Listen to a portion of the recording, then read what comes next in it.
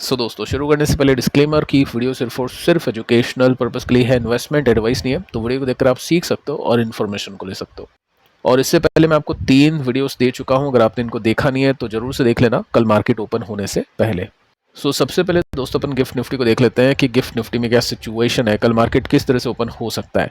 तो इंडिकेशन ठीक है, प्लस में है, लेकिन कुछ बहुत बड़ी तेजी नहीं है, क्योंकि डाउ जोन्स तो अच्छी तेजी के साथ में है, 1% से भी ऊपर है, नेस्टेक भी मोर देन 1% ऊपर है, क्योंकि वहाँ पे एआई कंपनीज बहुत अच्छा कर रही है। इंडियन मार्केट के अंदर ऐसी कुछ एआई कंपनी है नहीं, और जो टेक कंपनी है उनकी धज्जियां उड़ी हुई है, और निफ्टी के अंदर बहुत ज़्यादा एक्सपोजर है टेक कंपनीज का। बाकी बैंक्स अगर चल गए तो ठीक है। कल मार्केट ठंडा रह सकता है इस इंडिकेशन के हिसाब से। अगर ओपन मार्केट के अंदर कुछ बड़ी न्यूज़ आती है तो उथल पुथल मच सकती है, बाकी फिलहाल सब कुछ ठंडा रह सकता है, क्योंकि क्रूड का जो प्राइस है वो भी ठंडा है। क्रूड के हिसाब से अपना मार्केट परफॉर्म करता है, ठीक है। तो उसके बेसिस पे चीज़ों को चेक करेंगे कल, अगर कुछ मेजर चेंजेस होते हैं तो। बाकी आज एफआईज ने इंटरेस्टिंगली थोड़े से डॉलर्स फेंके हैं चिल्लर्स में, क्योंकि 190 करोड़ रुपीस के आसपास की बाइंग की है। और इसमें आप नोट कर सकते हैं कितनी सी बाइंग में निफ्टी ऊपर चला गया।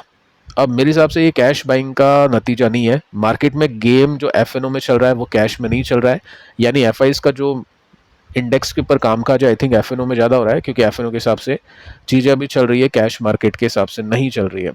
साथ में आपने देखा कि कुछ कंपनीज हैं जहाँ पे अच्छी तेजी आ रही है, जहाँ पे अच्छा मोमेंटम है, Q4 के रिजल्ट अच्छे हैं, तो उन कंपनीज में एफआईज की बाइंग चल रही है। तो बेसिकली रिटर्न्स कमाना है तो उन्हीं कंपनीज के ऊपर फोकस करना है जहाँ पे टेक्निकल्स एंड फंडामेंटल दोनों पॉजिटिव में हो।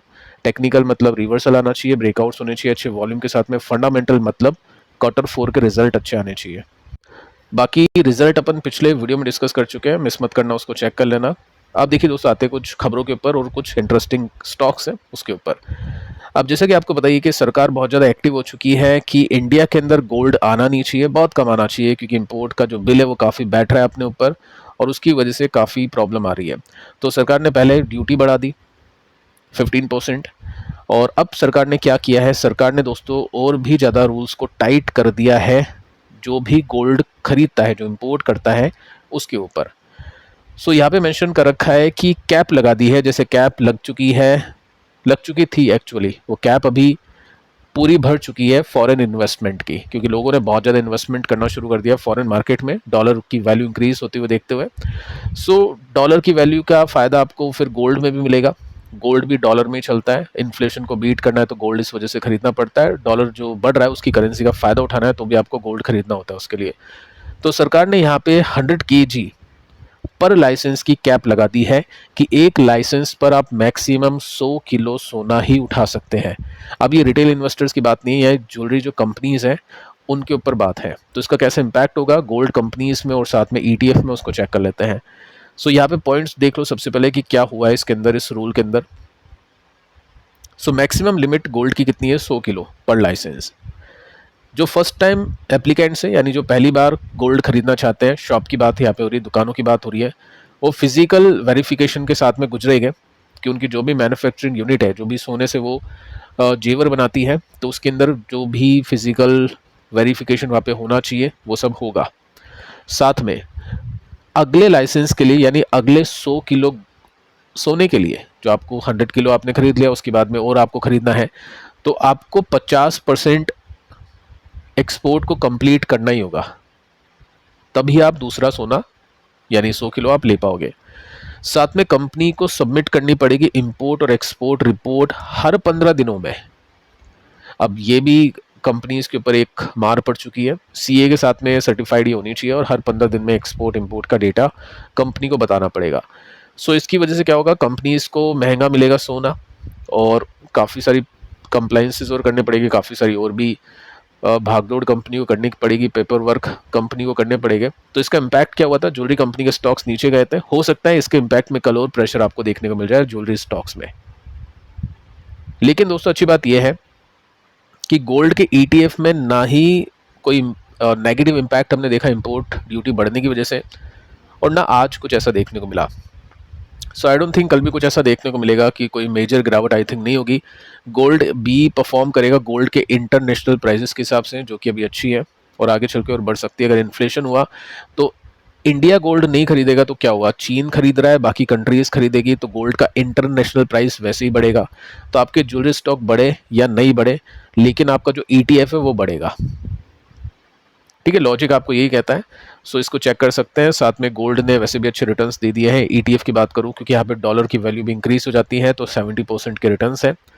और कोई इन्वेस्टर समझ में नहीं आता है कि सिल्वर कितना लूँ, गोल्ड कितना लूँ, तो वो क्या कर सकता है, एक फंड को देख सकता है, इसके ऊपर स्टडी कर सकता है, क्योंकि यहाँ पे जो तेजी बनी है अभी वो सिल्वर के एक्शन से बनी है। सिल्वर एकदम से ऊपर चला गया था, तो उसमें सिल्वर का भी बेनिफिट इन्वेस्टर्स को मिलेगा।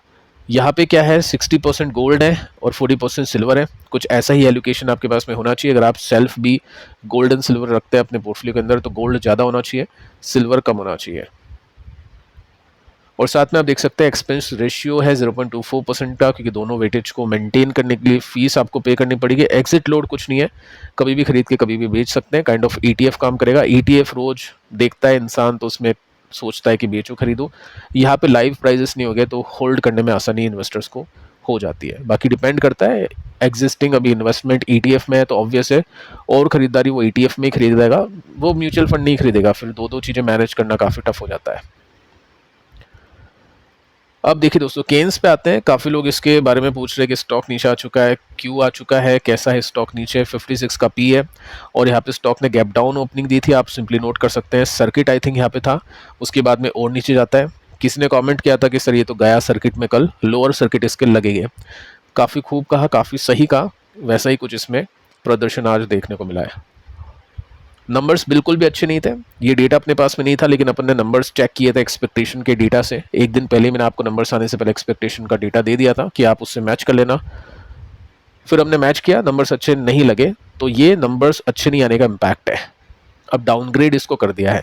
अब देखो, बड़े ब्रोकर डाउनग्रेड करें तो खरीदे तब समझ आए कि नंबर्स इतने खराब नहीं हो, लेकिन जब नंबर्स ही खराब है तो बड़ा ब्रोकर डाउनग्रेड करेगा तब भी खरीदने की हिम्मत नहीं होती है। प्लस एक और चीज़ आपको ध्यान में देनी है, ये जो कंपनी है, इस कंपनी का मार्च क्वार्टर मोस्टली अच्छा जाता था, आउट परफॉर्म करता था, ब्रेकआउट करता था। आप देख सकते हैं यहाँ पे 24 का मार्च क्वार्टर एकदम से अच्छा आया। उसके बाद में फिर यहाँ पे आप 25 का मार्च क्वार्टर देखोगे, ये अच्छा आया। ये चलो एक्सेप्शन हो गया सितंबर क्वार्टर। उसके बाद में मार्च क्वार्टर अच्छा नहीं आया, तो यहाँ पे एक्सपेक्टेशन काफ़ी ज़्यादा थी, बट वैसा काम कंपनी ने किया नहीं। उसके ऊपर से कुछ एलिगेशंस भी लगे हुए हैं, वर्किंग कैपिटल भी इसकी अच्छी नहीं है, तो इस वजह से स्टॉक नीचे गिरा है। लेकिन सेमीकंडक्टर का बूम का जो फ़ायदा इसको डेफिनेटली मिलेगा, बट कब मिलेगा वो पता नहीं है। सो इस वजह से कहते हैं कि टेक्निकली जब तक सिग्नल ना मिले जब तक हाथ नहीं डालना चाहिए। काफ़ी इन्वेस्टर्स ने इस गिरावट में बाइंग की, काफ़ी इन्वेस्टर ने, मतलब किसी ने कमेंट किया था 50% पोर्टफोलियो बेच के सिर्फ ये स्टॉक ले लिया। ये गलती नहीं करनी चाहिए कभी भी। जब तक आपको टेक्निकली और फंडामेंटली सिग्नल ना मिले, आपको नई गलती करनी चाहिए, क्योंकि हो सकता है आपको महंगा मिल जाएगा, नीचे से हो सकता है 30% महंगा मिले, लेकिन श्योरिटी आपके पास में होगी कि रिजल्ट अच्छे गए हैं और स्टॉक का टेक्निकल भी पॉजिटिव है। सो उस दिन ये कैंडल बनी थी, इसका ये रेसिस्टेंस है, अभी तक बीट नहीं हुआ, तो यहाँ से इंडिकेशन मिलता तब बात अलग थी, बट मिला ही नहीं। उसके बाद में स्टॉक अभी यहाँ पे आ चुका है सपोर्ट पे। अब ये सपोर्ट अगर टूटता है तो फिर यहाँ से गिरावट और बढ़ सकती है। पिछली बार जब स्टॉक गिरा था अच्छे वॉल्यूम के साथ में, इस बार भी अच्छे वॉल्यूम के साथ में गिर रहा है, तो स्टॉक कई दिन तक गिरा था और उसके बाद में धीरे धीरे गिरा था। तो यहाँ पे भी अगर ये पैटर्न रिपीट होता है तो स्टॉक और भी नीचे आ सकता है। तो पॉइंट ये है कि ये जो सपोर्ट है ये ब्रेक होता ही नहीं होता है, तो देखते हैं कि कल ब्रेक डाउन इसमें होता है नहीं। बाकी दोस्तों, वायर एंड केबल वाली कंपनीज अच्छी चल रही है, इन्वेस्टर्स होल्ड ही करेंगे इनको। पॉलीकैब आज 4% ऊपर था, साथ में KEI टैक्स को लेकर कुछ न्यूज़ नहीं है, बैड न्यूज़ नहीं है, तो ये भी 5% ऊपर था। RR केबल भी ऊपर था। टेक्निकल देखने की जरूरत है नहीं, ऑल टाइम हाई पे स्टॉक है। कहने का मतलब यही है कि कॉपर के प्राइसेस इंक्रीज कर रहे हैं, तो हिंदुस्तान कॉपर बढ़े नहीं बढ़े, बट ये जो कंपनीज ये चल रही है, सो डेफिनेटली इसका फ़ायदा उठाए इन्वेस्टर्स होल्ड करके। पॉलीकैब के रिजल्ट अच्छे थे और साथ में RR केबल के रिजल्ट अच्छे थे, तो दो कंपनीज ने अच्छे रिजल्ट काफ़ी दिए थे। एमटार, इसको रोकना काफ़ी टफ हो चुका है। 13% का जंप आप इसमें देख सकते हैं। 370 का पी है। देखो, महंगा तो बहुत है और रिस्की भी बहुत हो चुका है, लेकिन अभी मार्केट के अंदर वही रिटर्न्स बन रहे हैं जहाँ पे रिस्क है। देखो, मैं आपको बता चुका हूँ कि मार्केट के अंदर मैक्सिमम कंपनी यानी 90% कंपनी के रिजल्ट अच्छे नहीं आ रहे, 10% कंपनी के अच्छे आ रहे हैं, तो वो जो पैसा है इतना सारा वो 10 कंपनीज में फ्लो होगा। और उस वजह से वो कंपनी बहुत महंगी होगी, ओवर वैल्यूड होगी, और ये कंपनी बहुत बहुत ज़्यादा गिरेगी आगे चल के। ये सब कंपनी जो अभी चल रही है, जिनके स्टॉक चल रहे हैं, वो गिरेंगे। तो अगर किसी के पास में है या खरीदना चाह रहा है तो वो टेक्निकली देखे कि जब भी ब्रेकडाउन होगा तब एग्जिट बनेगा, ठीक है। तो मैं आपको एग्जिट बाय ये सब करने के लिए नहीं कह सकता हूँ, लेकिन मैं आपको ये बता सकता हूँ कि कब ब्रेकआउट हुआ, कब ब्रेकडाउन हुआ। तो चैनल को डेली आप देख सकते हैं ताकि आपको अपडेट्स मिलते रहे। सो एमटार की बात करें तो यहाँ पे एक ब्रेकआउट हो चुका है, स्टॉक अपने प्रॉफिट से बहुत आगे है। अब यहाँ पे तो चलना तो नहीं चाहिए था, लेकिन चल गया। अब टेक्निकल के आगे सब फेल है, प्राइस एक्शन के आगे। प्राइस एक्शन तो अच्छा है तो हो सकता है और चलेगा, बट रिस्की काफ़ी है और उस हिसाब से यहाँ पे गेम खेलना होगा इन्वेस्टर्स को। क्यूपिड, अब ये भी उसी कैटेगरी में आता है जिसके पास में ऑर्डर काफ़ी अच्छे हैं, नंबर्स बहुत अच्छे आ रहे हैं। वैल्यूएशन को देखें तो 200 का पीएस का। अब यहाँ पे गेम होगा कल। कल इसके नंबर्स आएंगे 15 मई को। सो देखते हैं कि कल कैसे नंबर्स आते हैं। अगर नंबर्स अच्छे आए, एमटार की तरह रिएक्शन मिला, तो फिर इसमें काफ़ी गजब की तेज़ी बन सकती है, क्योंकि ऑलरेडी पिछले 5 साल में आई थिंक ये 12-13 गुना हो चुका है या उससे भी ज़्यादा हो चुका है। एक साल में शायद ये 300, 400, 500% हो गया था। यहाँ पे भी ब्रेकआउट्स मिले हैं इसको। अब स्टॉक थोड़ा सा गिरा, क्योंकि मैं आपको बता चुका नंबर्स आने से पहले प्रॉफिट बुक किया जाता है। सो ये अब इसकी सपोर्ट रेसिस्टेंस की रेंज बन चुकी है। अगर यहाँ से आउट होता है या नंबर्स अच्छा है तो उसमें बहुत अच्छा रिएक्शन आता है, 7-8-10% चलता है, तो फिर इसमें और अच्छी तेजी बनने की संभावना बढ़ जाएगी।